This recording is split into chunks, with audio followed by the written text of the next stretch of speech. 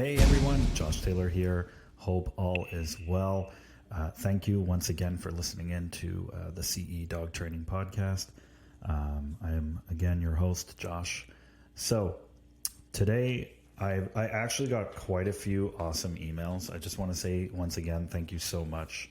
Thank you to all the support, the listeners, the premium memberships, just all of it. Really, it's overwhelming in a good way. You know, it's a lot of fun. So thank you. So something that I keep getting asked about is how I got into the whole pet therapy stuff. I dabbled a little bit in one of the previous episodes, so I thought today that it would be another story time, and I would kind of get into a little bit about how that all started. I mean, to begin with, I was always part of a few pet therapy developments, mainly in the States on Facebook. So I was in Facebook communities helping other people, just giving advice and trying to help them, you know, figure out what they need to do with their dog in the school setting. A lot of it is self-taught. Especially recently, though, I've taken some courses just to make sure that I always look into what's happening in the now. So it's always important to, you know, educate ourselves and stay up to par especially when it comes to dealing with anything with children, right? So, which is mainly what I do with the pet therapy. I do have a few service dogs as well that we work with and that we train. But today it's going to be about the pet therapy. So aside from that, I'll tell you when it really sparked my interest to work on that. When I started looking into the pet therapy schools, especially in the States, because it's just it's widely more accepted there. It was really when I started noticing that I had difficulties with, or my son, I should say, had difficulties. So for any of you who don't know, he has mild autism. He's also has severe dyspraxia, which is all about the motor skills. And he has apraxia, which is speech issues as well. So having said that, I knew right off the bat that dogs were so helpful and useful in a lot of these type of situations. So that was always in the back of my mind, and it didn't really go anywhere other than that. I had someone who I worked with. Her name was Kathy. Is Kathy, and she came to me with the idea of having a literacy program, and the literacy program was just really. It was everything I could think of and wanted in a program, which was kids, dogs, reading, learning, and the advancements and what that can do for the children. So for me, I was instantly hooked the moment she talked about it. And so that's kind of how it all got started. Started working with Kathy. We started training, or having it in the back of our minds what we were going to be using the dogs for. And so my goal at the time was just to make sure that we have very confident, good, strong relationships with the dogs that we were using. At the end of the day, that's the most important thing when it comes to at least the human and the dog, in my personal opinion, which is trust and relationship, right? Those are generally the two big things that I'm always going to be focusing on. Okay, and the way you do this is through the obedience, through novelty scenarios, and showing your dog that you can do this. Everything's fine. It's a lot of the same things that we do with children in many ways. So again, I kind of went straight in with Kathy on this project. It was a lot to get it going. and there was just a lot of red tape. And so having my business for 15 plus years, I was able to, not that it was the only component, of course, but I was able to get some of the schools to allow us to come in. And I feel like the reputation of canine education had a lot to do with that. And of course, Kathy has an incredible tutoring company, which I'm sure the schools also saw that. So when they saw the literacy attached to this, it was just nice, cohesive, and it worked really well. And I mean, there's so many moments I can think of that it just kind of hit home. I won't be using names or anything like this, but just to give you examples, I remember Kathy and I in one school, and some of these kids have it rough. I mean, whether it was because it was, on the education side of things, or even if it was like personal life kind of things. And I remember Kathy, after one of our sessions, she came up to me and she said, "Oh my gosh," she goes, like the teacher was just telling me that, one of the students is having a really hard time. And she said that, this was like the one thing that, made her just feel very special. And that she looks forward to us coming every week. And it really is, how do you not get addicted to something like that, right? So it was just really awesome. It was really awesome. We've had other scenarios where we've gone into a school and the staff are just really down. There's a lot going on. There was, problems with a child at school. And we even took moments in between the students to go into like the staff rooms just to like cheer everyone up. And, some of the staff members would be petting the dog and they would just start crying. How do you not become attached to something like that, right? How do you not love that? Not that they're crying, right? But like, you're giving them that way of expressing, and dogs are just so incredible when it comes to what they can do for us. So I've become ultra addicted to this, even though, and if Kathy was here, I should probably have her on here. So if we got a lot of downloads on this episode, maybe Kathy and I will actually do a thing together. That could be really good, and you can kind of hear her side too of why she got into this and what it was all about. And I'm sure we can share tons of stories, her and I together. So that could be a future podcast if I see that this is clearly a good episode for everyone. So I mean, I became just completely addicted with doing what we do. And it's very rewarding. It's very rewarding. And so this kind of makes me give back a little bit to help others.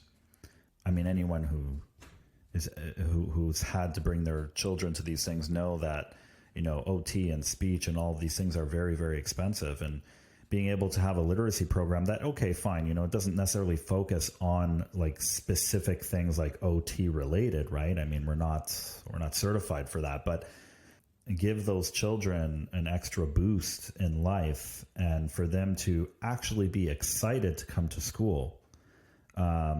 It definitely warms your heart, that's for sure. So this is just one of the many reasons why I got into, dogs training in general, right? Pet therapy has been not only great for what I'm doing and what we're doing for the children and for other people, but obviously for me too. It's a sense of healing, I guess. So no matter how bad my day was, I know that I helped someone, and that means the world to me, especially when it has to do with children. So, yeah.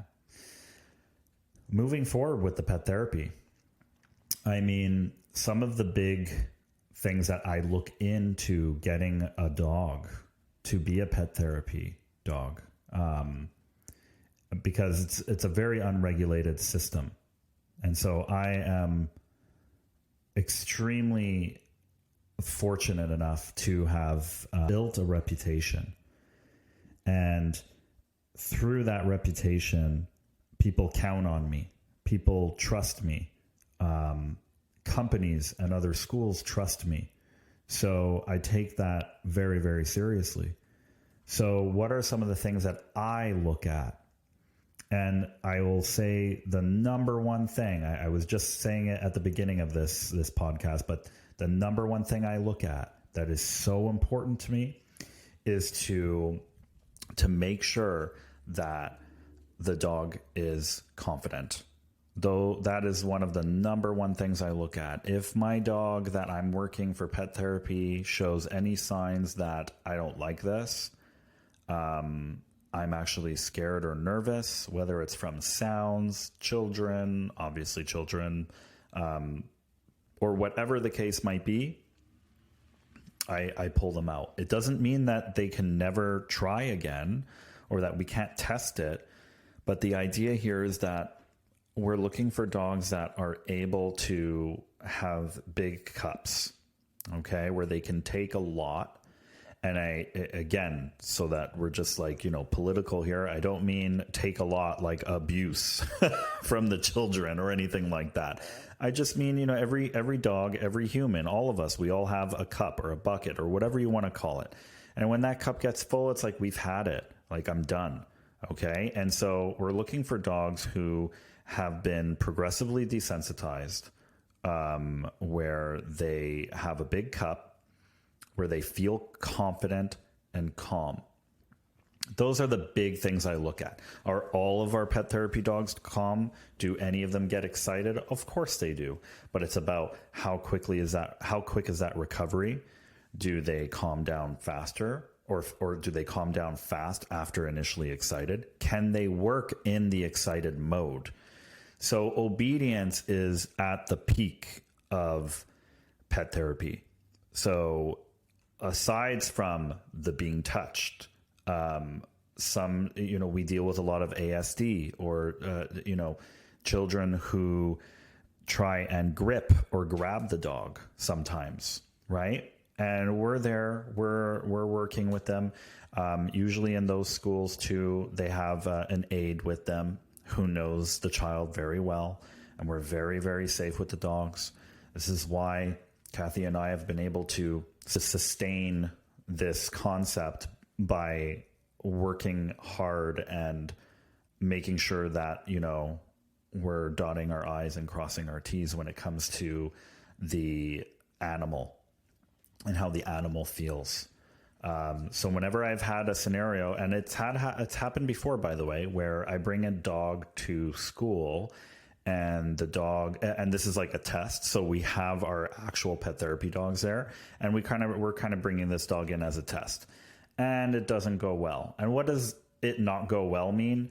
I mean, remember, these dogs are already evaluated to possibly be able to do this. So they're good in the sense that they're calm, they're maybe a little excited, but they're good with children, they're good with people, they're good with sounds, they're confident. It's about whether or not sometimes if they even like it.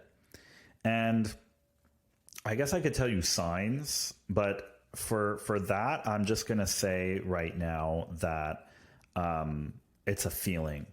So I watch them. I'm very close to them. I'm just looking at their body language, sighing, yawning, shaking. I don't mean like visibly shaking. I mean like, as if, if water falls on them and they shake. That's the kind of shake I'm talking about, which is a way of them to decompress. So I'm looking at these forms of scenarios to see whether or not the dog is okay. And there's been many times before where I said, I don't think this dog really enjoys it. And it doesn't mean that we can't try later. like maybe the next school year, but usually I don't try that same year. It's just, for the dog, I don't think it's worth it. So those are some of the things that I start to look at. Obedience wise, we'll get into that. Okay. Later on, I'm going to do something for the premium subscribers about what actual obedience I use that's important for the pet therapy. And a couple of things that I just wanted to touch base on when it comes to the dog is, their mental state. So when they come to the school, it should be happy, it should be exciting, it should be fun for them. If I feel like they're not enjoying it, or they just need a little break, we will usually, walk around the school, or we'll take a moment and we'll come back. This is so normal. And it's like, remember, they're sentient, they have a brain, they have emotions, they have feelings. So all of these things are typically what I'm looking at. And the great thing about the business that I've created is that I usually use my best of the best, you could say, who are interested in pet therapy, and I take those dogs into the program. And we use them for the pet therapy. A lot of the clients are happy because their dog continues that education and that socialization. And we're happy because obviously we're helping the children, or even the adults, the staff. So it's very, very rewarding for us. So that's a little bit about the pet therapy side of things. Okay. And how I got into it. So I wanted to talk about what I'm doing now with my son when it comes to pet therapy. Well, we have a service dog in training, especially for his dyspraxia. But some of the big things that I look into right now is I want Jet to feel like he has that friend, that companion, that being who's going to always be there for him. And so we've just been really working on the obedience, and boosting my son's confidence has been really helping too. Getting him, for example, to hold the leash and go for a walk together. Getting him to interact with Diamond. All of these things lead to not only confidence and calm and good behavior with the dog, but also with Jet. And so building that bond, creating that bond is so important. So if you're dealing with, or if you have a dog at home and you're thinking, these are some of the things that I could be doing with my dog, or I want my dog to be a pet therapy dog to help my kid, or even maybe an adult in the house. There's so many options out there, and it's so rewarding when you start to see the process and it starts to all click. So remember, the big things that we're looking for when it comes to working with that pet therapy dog is calm. We want good confidence. So the more obedience they know, the better. So you want that confidence to be high tier, okay? From everything, from games like middle to, making sure that they have a lot of mental stimulation. So like lick mats, snuffle mats, to making sure that they have good amounts of active rest. All of these things help really kind of build just that great attitude that we're looking for in a pet therapy dog. Like I said, I'm going to get into a little bit of for the premium subscribers about what I actually use obedience-wise for the pet therapy dogs. But just to maybe close off on this, one big thing that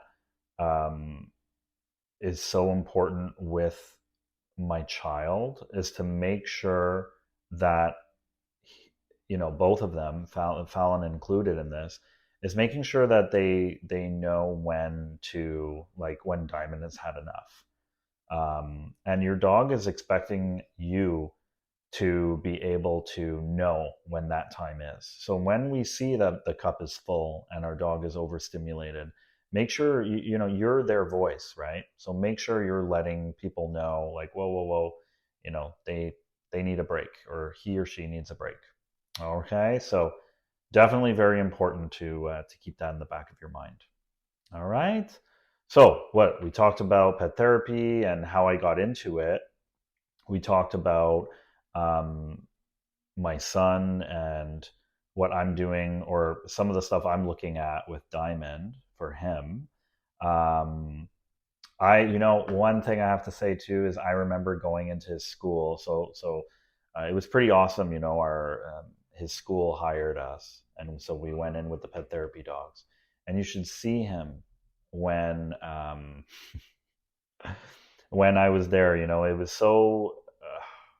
It's and of course he wants to be a dog trainer now, right? He's 6 years old, and he says, he's telling everyone, he's a dog trainer. And so I remember, this is let's I'll give you two good little stories.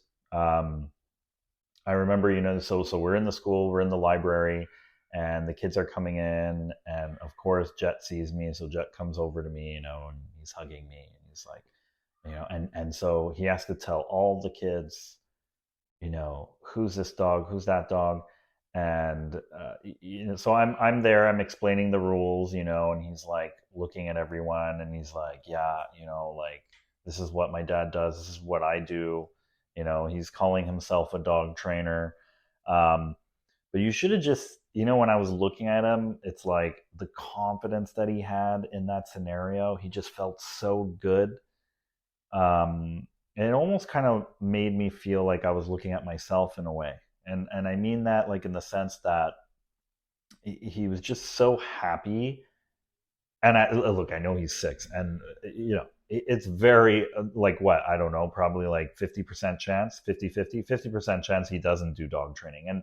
And I don't care. I just want him to be happy. So it doesn't really matter what he does. But seeing him in that moment, it made me realize that that's exactly how I feel every day. And I know that not everyone can experience that. So it's just, it feels really amazing to be able to see my son so joyful and excited and happy about going into the classroom and seeing me and the dogs. And he had to tell, all the kids everything about each dog, because he knew all of them, right? He's seen them because he comes to work with me a lot. He wants to participate. um, and I mean, if he does get into dog training, I can tell you one thing, man, my gosh, he might be somewhat of a prodigy, because I mean, let's be honest, he was born into this. And so he's been working with me, he's interested. Again, I know he's young, but he's interested. He's seeing aggressive dogs, he's seeing dogs with anxiety, he's seeing great, calm, obedient dogs. He's going through all of it with me at 6 years old. So if this is something that, even if it's something he doesn't get into, the knowledge and the learning he's going to have behind this is, I think, going to be amazing. Second story, which was the best ever. And I kind of had to step back for a second and be like, Josh, like, why am I being so hard on him? Okay, I need to relax. And so we had the opportunity of going to a private daycare.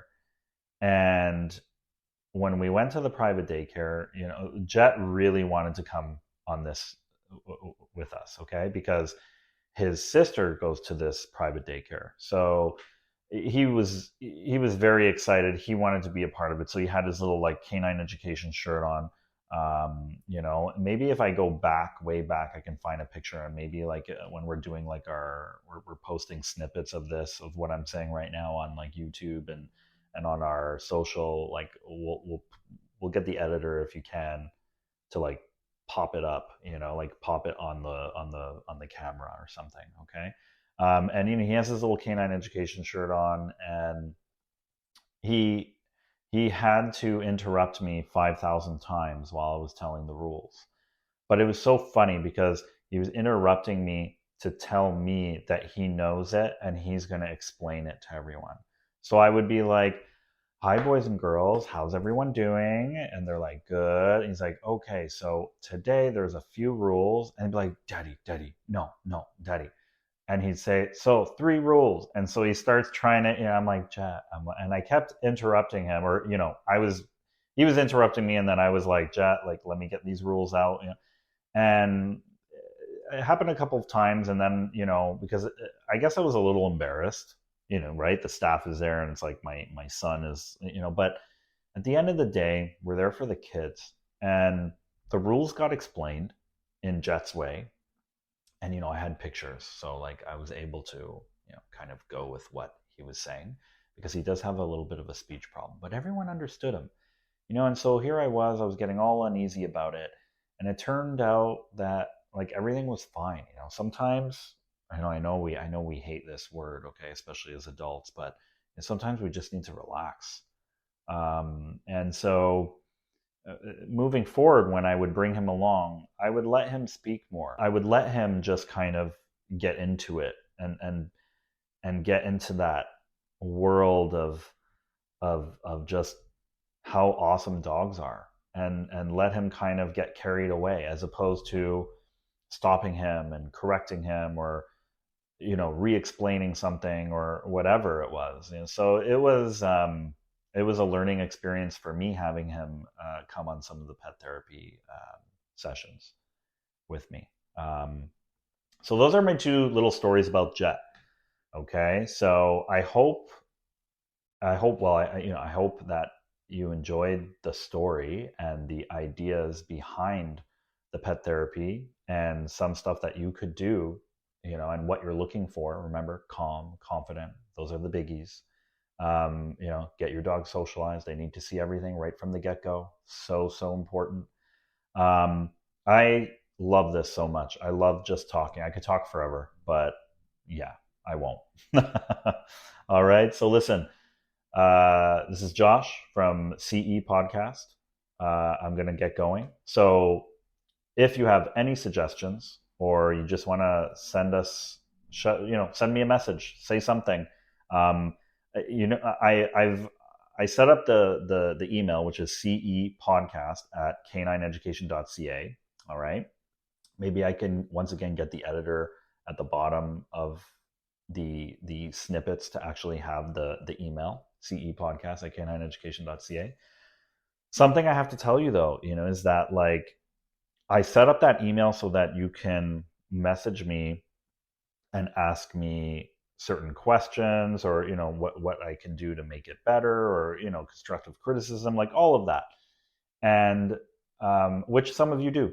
But I've gotten an overwhelming amount of emails talking about they want to hear more stories, how much they love the podcast. And I just want you to know that those comments mean so much to me.